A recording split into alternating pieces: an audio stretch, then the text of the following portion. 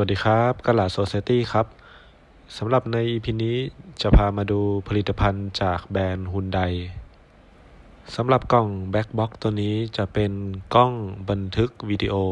หน้าและหลังนะครับที่จะมีการติดตั้งให้กับรถยนต์ฮุนไดเครต้าสำหรับลูกค้าที่ซื้อฮุนไดเครต้าไปแล้วตั้งแต่วันที่1สิงหาคมที่ผ่านมานะครับมูลค่าของกล้องบันทึกตัวนี้น่าจะอยู่ที่ประมาณ 6,900 บาทพร้อมการติดตั้งจากทางศูนย์บริการทุกสาขานะครับในส่วนของผู้ใช้รถที่ออกรถก่อน1สิงหาคมที่ผ่านมาตรงนี้อยากจะแนะนำเพื่อนๆสมาชิกให้ลองทำการติดต่อเซลล์ฝ่ายขายที่ศูนย์บริการที่ออกรถมานะครับสำหรับกล้องตัวนี้จะมีระบบ ADAS แจ้งเตือนรถขณะทำการขับขี่ความละเอียดกล้องหน้า 1080 ความละเอียดกล้องหลัง 720 ตัวนี้จะมี Parking Mode ทำการบันทึกขณะทำการจอดรถครับที่ด้านข้างของตัวกล้อง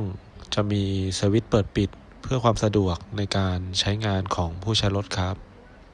ส่วนวิธีการใช้งานการตั้งค่าต่างๆของตัวกล้องจะมีคู่มือวิธีการใช้ให้กับรถทุกคันนะครับในส่วนของการติดตั้งเราจะใช้ตัว Electro Tab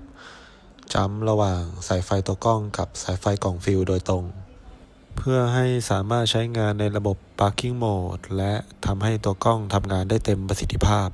โดยไม่กระทบส่วนต่างๆและระบบต่างๆของระบบไฟฟ้ารถยนต์ครับสำหรับ EP นี้ก็จะเป็นข้อมูลเล็กๆน้อยๆให้กับผู้ใช้รถทุกท่านนะครับสำหรับคันนี้ก็ทำการติดตั้งเสร็จเรียบร้อย